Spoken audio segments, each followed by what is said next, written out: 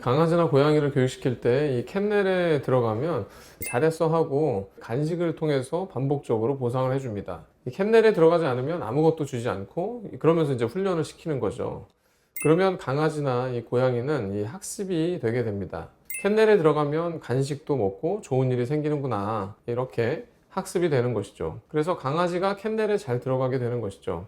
이번 달에 네이처지에 게재된 내용인데요. 강아지나 고양이를 간식을 주면서 교육을 시키면 어떻게 해서 교육이 되는 것인지를 알아봤습니다. 간식을 주게 되면 강아지, 고양이의 뇌에서 도파민이 분비가 되면서 도파민이 뇌의 교육 신호로 작용하는 것으로 밝혀졌습니다. 그렇다면 사람의 뇌는 음식을 반복적으로 많이 먹는 것이 어떻게 학습이 될까요? 강아지가 캔넬에 들어갈 때와 같습니다. 사람도 강아지와 비슷하게 도파민을 통해서 뇌가 학습이 됩니다.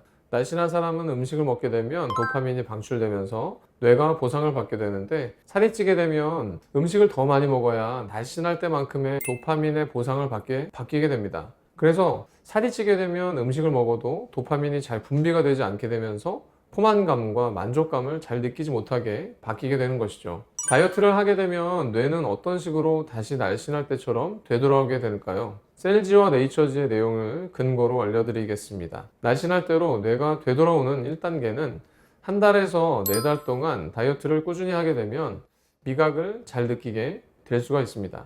살이 찌게 되면 미각 세포가 25%가 줄어들면서 미각 민감도가 낮아지고 경도에 염증이 생기기 때문입니다. 그런데 다이어트를 최소 한 달에서 3달 정도 꾸준히 하게 되면 미각을 되찾을 수 있습니다. 먼저 쥐를 대상으로 다이어트를 하면 미각이 되돌아오는지를 확인해 봤습니다. 처음 한 달 동안은 쥐에게 물을 마시게 하고, 그 다음 한 달 동안은 설탕물을 마시게 하고, 그 다음 한 달 동안은 다시 물을 마시게 해봤습니다.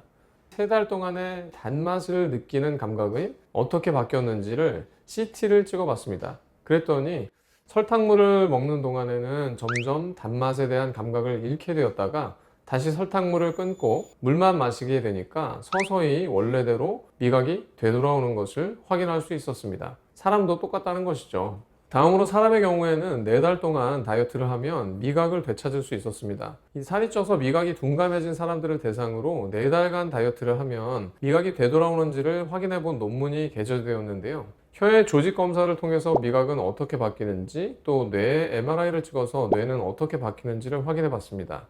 4달 동안 다이어트를 했더니 혀에서는 유전자 발현에 변화가 생겨서 미각의 민감도가 증가하게 되었습니다. 또 뇌에서는 뇌의 기억력, 추리력에 영향을 주는 부분이 활성화되게 바뀌었습니다. 보통 다이어트를 처음 한 달이 제일 힘들고 그 뒤에는 오히려 좀 더 수월하다는 분들이 많잖아요. 다이어트를 최소 한 달에서 4달 동안 꾸준하게 하게 되면 미각을 되찾고 좀 더 수월하게 포만감을 느낄 수 있기 때문이라고 볼 수 있습니다. 날씬한 때로 되돌아오는 2단계는 4달 이상 다이어트를 꾸준히 하면 음식을 먹었을 때의 도파민 분비도 원래대로 돌아올 수 있습니다. 도파민 분비는 미각을 되찾는 것보다 오래 걸립니다.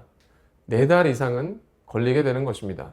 다이어트 3개월 차에서는 탄수화물, 지방을 먹었을 때 도파민 분비가 증가하지는 않았습니다. 4달 이상은 해주셔야 도파민의 분비가 아주 서서히 정상적으로 돌아올 수 있었습니다. 뇌가 원래대로 되돌아오려면 최소한 한 달에서 4달이 걸리게 되는데요.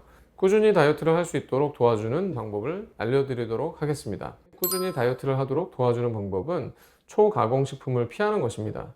초가공식품은 모두에게 안 좋지만 살이 찌신 경우에는 특히 안 좋습니다. 가뜩이나 살이 쪄서 뇌가 잘 동작을 안 하는데 초가공식품을 드시면 뇌에 더 안 좋은 영향을 끼치게 됩니다. 초가공식품이 장과 뇌 사이에 이 포만감의 신호를 교란하고 있었습니다. 그 결과 초가공식품으로 식사한 경우와 일반 식사를 한 경우를 비교해 봤을 때 매일 500칼로리 정도를 더 먹게 되고 체중이 증가하는 것으로 나타났습니다. 뇌가 날씬했던 때로 돌아오는 동안에 이 초가공식품은 반드시 피하는 것이 좋겠습니다. 두 번째, 꾸준히 다이어트를 할 수 있도록 도와주는 방법은 다이어트 간식으로 견과류를 잘 활용해서 먹는 것입니다. 다이어트의 종류는 굉장히 많습니다. 어떤 종류의 적게 먹는 다이어트를 하더라도 견과류를 간식으로 먹으면 다이어트에 도움이 된다고 볼 수 있습니다. 지난달에 게재된 논문인데요. 7개의 대표적인 다이어트 방법에 견과류 50g 정도를 간식으로 매일 먹게 하고 다이어트를 하면 어떤 효과가 있는지 봤습니다. 견과류는 호두, 아몬드, 땅콩, 피스타치오였습니다. 그랬더니 7개의 다이어트 방법 모두에서 견과류를 먹지 않은 사람들에 비해서 견과류를 먹게 했던 경우에 1.3kg에서 7.2kg까지도 체중이 더 많이 빠진 결과가 나왔습니다. 견과류는 몸에 좋은 불포화 지방산과 식물 단백질, 또 식이섬유가 풍부합니다. 이 영양소들은 포만감을 촉진해서 다음번 식사 때 음식을 덜 먹도록 도와줍니다. 간식을 먹고 싶을 때 견과류를 먹는 것은 꾸준히 다이어트를 하는 데 도움이 됩니다. 세 번째, 꾸준히 다이어트를 하도록 도와주는 방법은 적은 양을 먹어도 포만감을 주는 음식을 잘 드시는 것입니다. 두부나 달걀, 닭가슴살 같은 단백질 음식과 토마토, 방울토마토는 적은 양을 먹고도 포만감을 더 많이 느끼게 해주는 대표적인 음식들입니다. 그래서 저도 당뇨 환자분들에게 간식으로 단백질이 풍부하면서 포만감을 높일 수 있는 방울토마토, 이런 것들을 간식으로 추천하고 있습니다. 뇌가 날씬하던 때처럼 되돌아오기 위한 방법들에 대해서 알아봤습니다. 살이 한번 찌게 되면 단기간에 날씬한 때에 뇌로 되돌아가기는 굉장히 어렵습니다. 음식을 조금만 잘 먹었다고 포만감을 느끼는 데는 한 달이 걸립니다. 또 맛있는 것을 먹었을 때 도파민이 잘 분비되는 데는 최소 4달이 걸립니다. 이 날씬하던 때에 뇌로 돌아오기 위해서는 굉장히 많은 시간이 걸리기 때문에 여러분이 다이어트 할 때는 그만큼의 시간을 더 투자해야 되는 것이고, 그만큼 꾸준히 다이어트를 해야지 뇌도 날씬한 때로 돌아오는 것입니다. 이때 다이어트를 포기하지 않도록 도와줄 수 있는 방법으로 견과류나 단백질의 음식을 통해서 포만감을 느끼게 해주고, 초가공식품은 피해 주시면 되겠습니다. 날씬하던 때에 이 뇌로 되돌아가도록 활용해 보시기 바랍니다. 감사합니다.